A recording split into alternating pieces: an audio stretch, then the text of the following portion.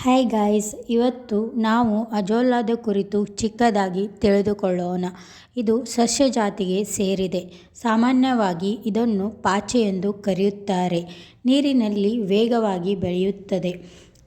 ವಾತಾವರಣದಲ್ಲಿರುವ ಸಾರಜನಕವನ್ನು ಸ್ಥಿರಗೊಳಿಸಲು ಸಹಾಯ ಮಾಡುತ್ತದೆ. ಬೆಳೆದ ಅಜೋಲಾವನ್ನು ಕೃಷಿ ಭೂಮಿಗೆ ಸೇರಿಸುವುದರಿಂದ ಮಣ್ಣಿನ ಫಲವತ್ತತೆಯು ಹೆಚ್ಚುತ್ತದೆ. ಅಜೋಲಾವನ್ನು ಮುಖ್ಯವಾಗಿ ಪಶು ಆಹಾರಕ್ಕಾಗಿ ಬೆಳೆಸಲಾಗುತ್ತದೆ, ಏಕೆಂದರೆ ಇದು ಡೈರಿ ಪ್ರಾಣಿಗಳಿಗೆ ಪೌಷ್ಟಿಕ ಮತ್ತು ಅಗ್ಗದ ಸಾವಯವ ಆಹಾರವಾಗಿ ಲಭ್ಯವಿದೆ.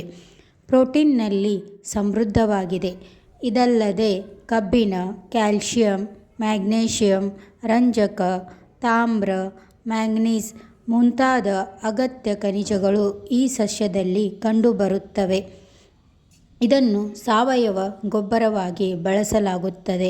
ನೀವು ಇದನ್ನು ಆಕಳುಗಳಿಗೆ ತಿನ್ನಿಸುವುದರಿಂದ ಹಾಲಿನ ಉತ್ಪಾದನೆಯು ಹೆಚ್ಚುತ್ತದೆ ಹಾಗೂ ಕೋಳಿ, ಮೀನು ಇವುಗಳಿಗೆ ತಿನ್ನಿಸುವುದರಿಂದ ಅವುಗಳ ಮಾಂಸದ ತೂಕವೂ ಸಹ ಹೆಚ್ಚುತ್ತದೆ. ಮಾರ್ಕೆಟ್ನಲ್ಲಿ ಒಳ್ಳೆಯ ಬೆಲೆ ದೊರಕುತ್ತದೆ.